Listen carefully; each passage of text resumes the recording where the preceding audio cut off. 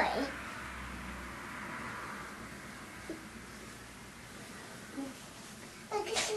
Try, Daddy. Try.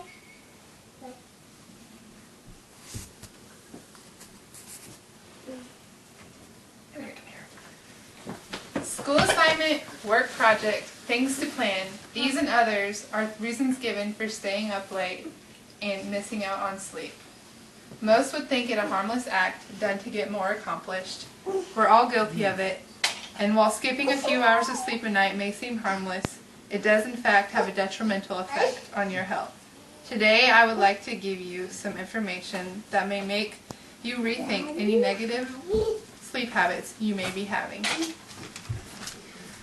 The first thing I'm going to show you is a graph I found from the National Sleep Foundation, and it shows you the different hours of sleep for the different age groups. Obviously, kids are going to need more hours of sleep since they're growing. The next thing I want to talk about is sleep debt and basal sleep needs. Sleep debt is, first of all, basal sleep needs are the suggested number of hours you need to sleep. Pretty much this is the chart that you just looked at saying how many hours of sleep you need. And sleep debt is the accumulated sleep that is lost to poor sleep habits. So getting less than the number of hours sleep you're required a night. So if you would stay up 3 extra hours the night before, you'd have a sleep debt of 3 hours. So what does the sleep debt do to you?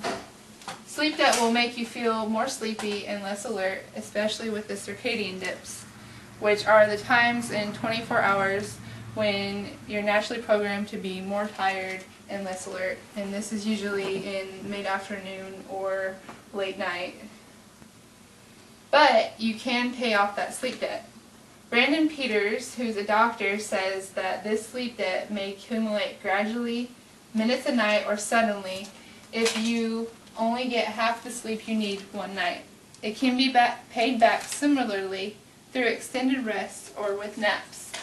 As you might expect, this is only effective over the short term. It seems impossible to make up for lost sleep that is too far in the past. So what are some causes for sleep deprivation? WebMD says that sleep deprivation can be caused by sleep or stress, or trading in sleep for work or play, medical or mental issues that can affect our sleep like pain or depression. Sleep.com cites the following causes. Diet. Your body is still working while it's asleep and needs the necessary nutrients to accomplish the task in your brain.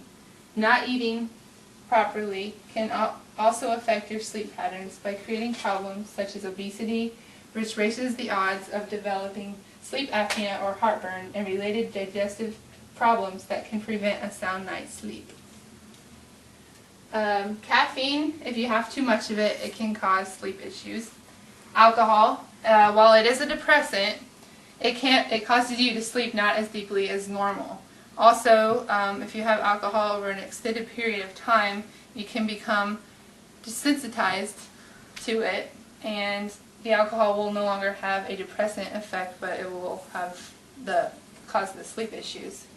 Some other causes are drugs and smoking and travel and overworking, as well as an environment that doesn't contribute to good sleeping, such as noises or an uncomfortable mattress. So what happens when we don't pay off that debt? We get sleep deprivation, which inhibits productivity and our ability to remember and consolidate information. The effects of sleep deprivation are an increased risk of motor vehicle accidents, an increased BMI, you have a bigger appetite if you sleep less, an increased risk of diabetes and heart problems, increased risk for psychiatric problems like depression and substance abuse, and decreased ability to pay attention and react to symbols or remember new information, which can be pretty detrimental to students trying to learn new information. Some more effects from asthma.org are it affects the mood. You can have irritability, lack of motivation, anxiety, or symptoms of depression. Also, it can affect your performance.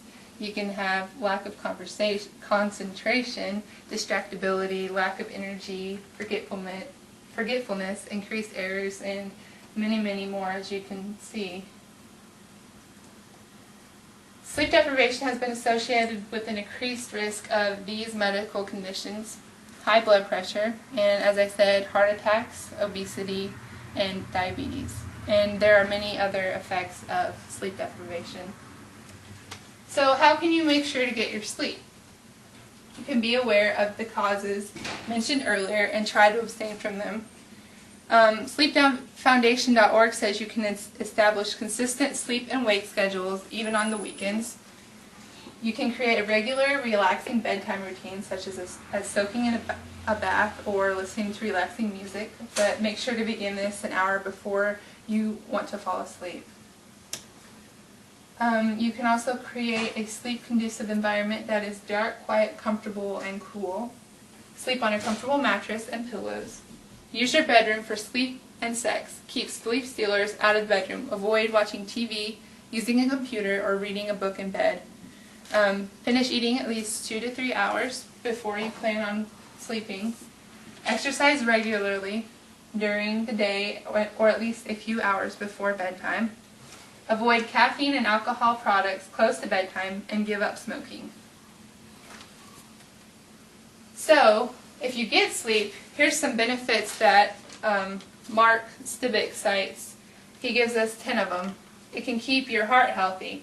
Heart attacks and stroke are more common in the morning, so lack of sleep is associated with heart attacks. Sleep can prevent cancer. Melatonin is naturally produced when we sleep in the darkness, and this suppresses tumors. 3, it reduces stress. No sleep causes an increase in stress hormones, and these stress hormones make it harder for you to sleep. 4, sleep reduces inflammation.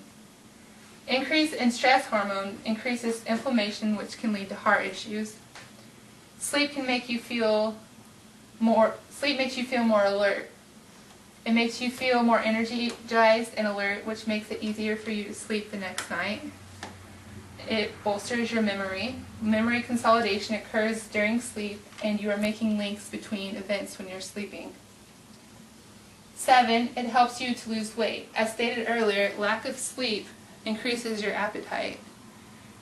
8, naps make you smarter. Napping makes you more productive. Studies have shown people have a lower risk of dying of heart disease, lower levels of stress, improved memory, cognition, and mood. 9, sleep may reduce the risk for depression. Sleep helps prevent decreases in serotonin, which is a chemical involved in depression. 10, sleep helps the body make repairs. Your body makes proteins while you're sleeping that helps repair natural damages that occur during the day.